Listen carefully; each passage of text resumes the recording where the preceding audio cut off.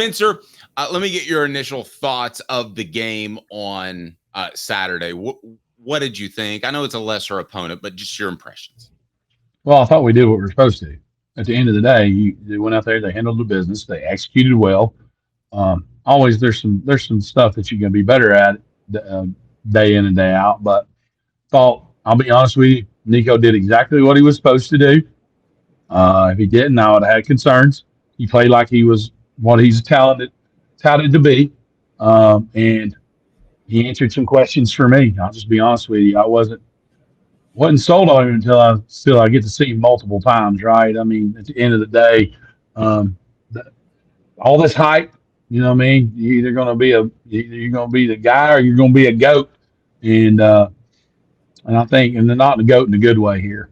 I thought he did exactly what he was supposed to do in the first half. I thought we executed well with the first group. Young guys got some playing times, um, so um, you know what I mean. And they did some good things. I'm just being honest with you. Let, So let me ask you, Spencer, if I can, former Tennessee offensive lineman Spencer Riley, nice enough to join us on the program. Nico did get hit a little bit. To me, it just felt like football. I mean, they're occasionally going to get to the quarterback. But did you have problems at all with the way the offensive line played from either a pass protection standpoint, or you did have a penalty early? What were your thoughts, particularly since you played center? well, I mean penalties in offensive line plays don't happen. If you're not holding, you're not doing your job first and foremost. Um, So, and you're being physical and you're knocking people over, it's going to happen. You know what I mean? Those things, those weird penalties are going to happen. A holding penalty is going to happen, right? With the way the rule is enforced now, if it's past the line of scrimmage, it's not as nearly as bad a penalty as it has been in the past. So, I mean, I don't worry about holding penalties anymore. Pass protection, you do worry about holding penalties more because they'll put you in 1st and 20. Um, or from where from the original line of scrimmage there. So I mean, I thought they were fine. I mean, yeah, if you throw it a bunch, you're going to give up some pressure, but you just gotta when you're facing inferior talent and you shouldn't give up hits on a quarterback. So I mean, was it a concern? No, it's part of the game. Caleb? Spencer, going to the other side, in my report card that we were just talking about, I had the defensive line. I gave them an A+ grade. I thought they played as superb as you could possibly play. But can you? Did we lose Spencer?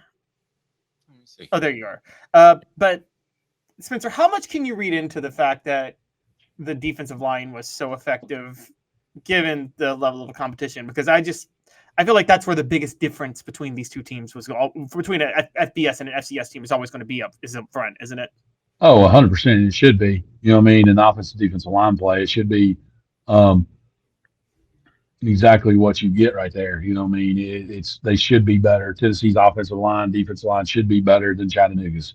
Um, and I thought we played that way. Again, I think I heard a stat: Tennessee played 15 defensive linemen in the first half. Does that sound about right? Did y'all hear that?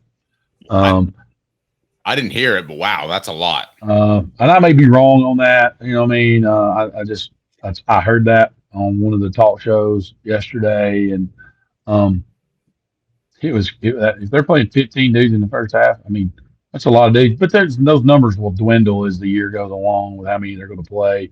They'll probably play anywhere from 8 to 10, I would think. You know what I mean? 15's a lot, especially if you got that much depth, you're gonna wear on people for sure, and cause problems in offensive line play because you're just rolling fresh dudes out there every snap. Yeah, and Spencer, I think I'm just curious, and I know you don't break down film like a coach would on a Tennessee game, but did you garner much at all from that left guard position where they've got Andre Keurig, who's supposed to be massively more stronger than he was last year when he didn't receive high grades. And then I think Sham Umarov is coming on at that left guard position. Did you notice anything in particular about that or the interior, not the back of the defense, or the interior? No, I mean, not really, because they were still better than the guys they were playing. You know what I mean? And you shouldn't.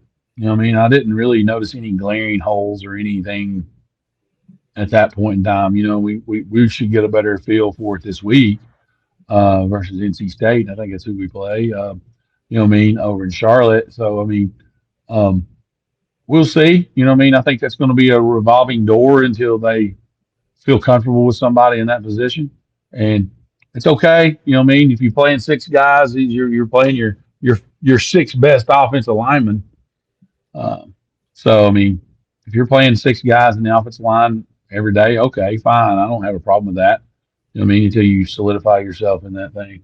So, Spencer, I'm going to ask. I'm going to ask you something that may, as an offensive lineman who probably like to knock a few people around, and may go directly against your instincts. But my question is, there was a play where Nico got a little bit dinged up, and it seemed like he was kind of rolling out, and he was trying to fight and avoid getting tackled. Is that a concern to you at all, of having a quarterback that's willing to fight like that? Wouldn't you rather your quarterback, I know he's your quarterback, and I know you like toughness, but wouldn't you rather your quarterback just go down and give up the play to save himself for the sake of the game? Get rid of the football. Don't take an unnecessary hit if you don't have to. You know what I mean? We talk about that all the time here, and don't take an unnecessary hit if you don't have to. If it's an opportunity to get a first down or come up short of the first down, get the first down. Right? I mean, if you're just trying to scramble around to buy time and throw the ball down the field and you take a shot on that, that's your fault. So, I mean, get rid of the football, live to fight another day. We're explosive enough offensively. Second 10, it's not a big concern.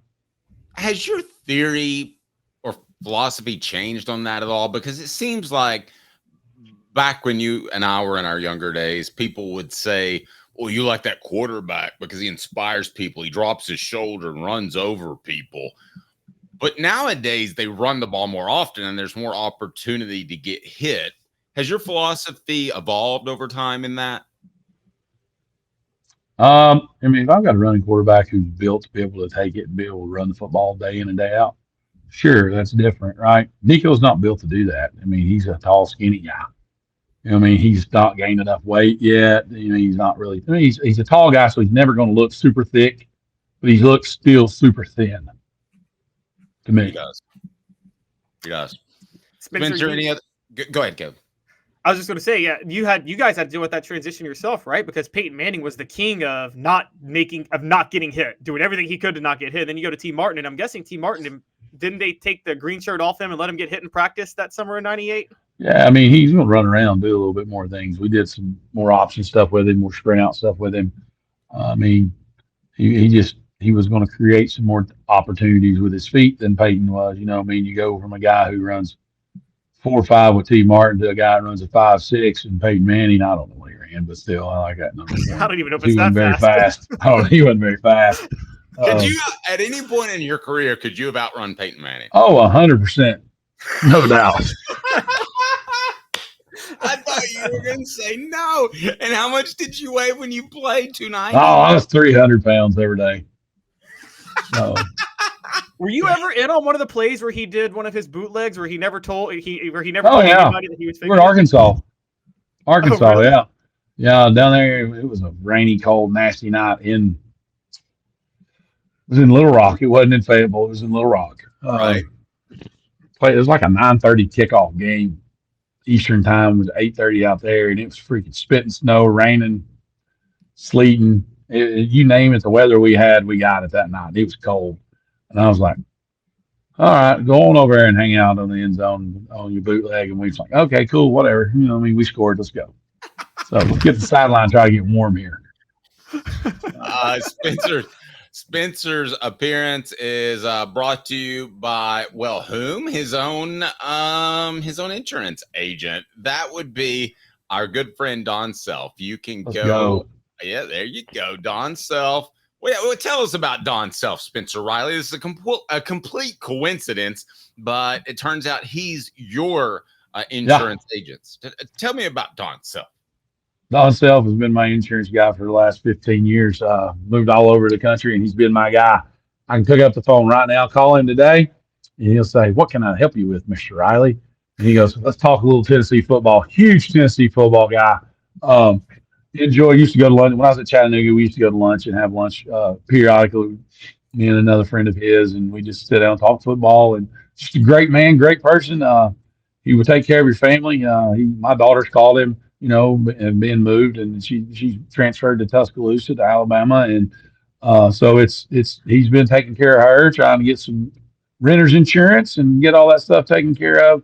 But most importantly, Don Self is a great honorable man who will tell you how it is. Absolutely.